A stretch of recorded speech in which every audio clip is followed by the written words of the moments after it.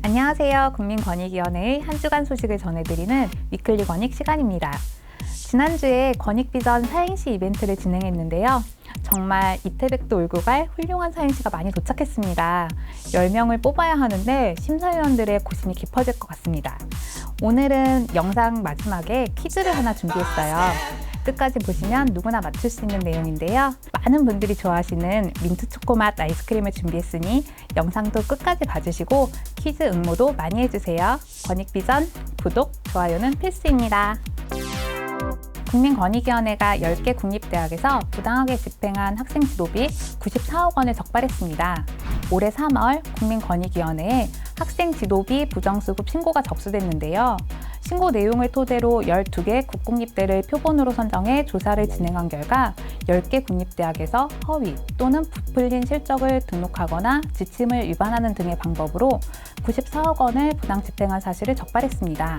국민권익위원회에서는 이런 문제가 모든 국립대학들의 공통된 문제라고 판단해 교육부에 전면 감사를 요구했고요. 일부 대학의 경우에는 수사기관에 수사를 요청했습니다. 국민권익위원회는 수사 감사 요구 외에도 이번 실태조사 과정에서 드러난 문제점을 개선할 수 있도록 제도 개선도 추진할 예정입니다. 공직자의 직무수행, 절차는 정당하게, 결과는 공정하게. 지난 4월 29일 국회를 통과한 공직자의 이해충돌방지법 공포안이 지난 5월 11일 국무회의에서 의결됐습니다. 이해충돌방지법은 공직자의 직무수행 과정에서의 이해충돌을 예방 관리하기 위한 10가지 행위 기준을 담고 있는데요. 이 법이 시행되면 공공기관 내부 정보를 이용한 부동산 투기, 공직자 가족의 채용이나 수의계약 체결, 사적 이해관계가 있는 상대방에 대한 업무 처리 등과 같이 국민의 눈높이에서 공정성이 의심되는 상황을 사전에 방지하고 부정한 사익 추구를 제재함으로써 우리 사회의 청렴 수준을 한 차원 더 높일 수 있는 계기가 마련된 것입니다. 국민권익위원회는 대통령 주재 국무회의에서 법 시행 준비 계획을 보고했는데요. 정책 연구 용역을 거쳐 연내 시행령 제정을 완료하고 권역별 설명회, 안내서 제작 등 교육 활동을 통해 200만 명의 공직자가 이해충돌 방지법 내용을 충분히 숙지하고 실천하는 데 불편함이 없도록 하겠습니다. 위법 부당한 행정처분을 받은 영세 상공인분들, 가만! 코로나19 장기화로 경제적 고통을 받는 영세 소상공인들도 국선 대리인을 지원받을 수 있게 됐습니다. 국민권익위원회 소속 중앙행정심판위원회에서는 그동안 개인에 한해서만 경제적 여건을 고려해 국선 대리인을 지원하고 있었는데요. 법인의 경우에도 경제적 여건상 대리인을 선임하기 어렵다면 국선 대리인을 지원하기로 결정하고 세부 기준을 마련했습니다. 코로나19 장기화로 경제적 어려움을 겪는 영세 소상공인들이 영업 정지나 이행강제금 부과 같은 행정처분으로 이중고에 시달리는 경우가 있는데요.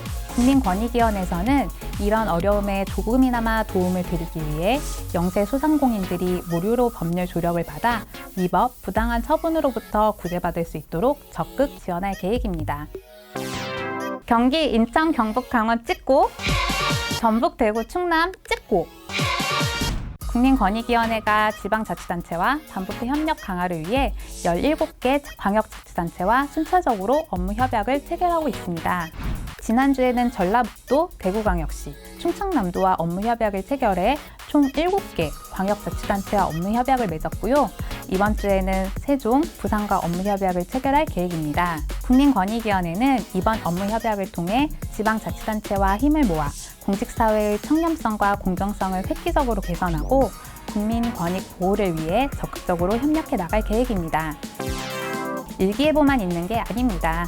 국민권익위원회의 비밀병기, 국민의 고충을 예측하는 민원 예보 시스템이 어린이 보호구역 내 교통사고가 가장 많이 발생하는 5월부터 어린이 교통안전 관련 민원 증가가 예상된다는 민원 예보를 발령했습니다. 최근 3년간 발생한 어린이 교통안전 관련 민원은 총 13,740건으로 5월부터 7월까지 민원이 증가하는 추세를 보이고 있습니다. 어린이 교통안전 관련 민원은 속도 확인 모니터 및 안전 울타리 등 방치된 안전시설물 정비 요청, 사고 예방을 위한 시설물 설치 요청, 어린이 보호구역 추가 지정 및 확대 요청, 어린이 보호구역 내 불법 행위 신고와 단속 강화 요청 등의 내용인데요. 국민권익위원회는 대책 마련에 참고하도록 이러한 내용을 관계기관에 통보했습니다. 국민권익위원회가 운영하는 한눈에 보는 민원 빅데이터 시스템에 접속하시면 민원 예보뿐만 아니라 우리 지역에 어떤 민원이 있는지 알 수 있으니 많이 방문해주세요. 네, 오늘도 다양한 소식 전해드렸는데요. 오래 기다리신 오늘의 퀴즈를 말씀드리겠습니다. 지난 4월 29일 국회를 통과한 공직자의 이해충돌 방지법에서는 공직자의 직무수행 과정에서의 이해충돌을 예방, 관리하기 위한 땡땡 가지 행위 기준을 담고 있습니다. 땡땡에 들어갈 숫자를 맞춰주시면 됩니다. 너무 어렵죠? 자세한 응모 방법은 권익비전 커뮤니티, 국민권익위원회 블로그, 페이스북, 인스타그램 등에 공지되어 있고요. 오늘 말씀드린 국민권익위원회 소식의 자세한 내용은 국민권익위원회 블로그, 페이스북, 트위터 또는 누리집에서 발행되는 보도자료를 참고해주세요. 그럼 즐거운 한 주 보내시고 다음 주에 만나요. 지금까지 국민권익위원회 온라인 대변인 송영이었습니다. 감사합니다.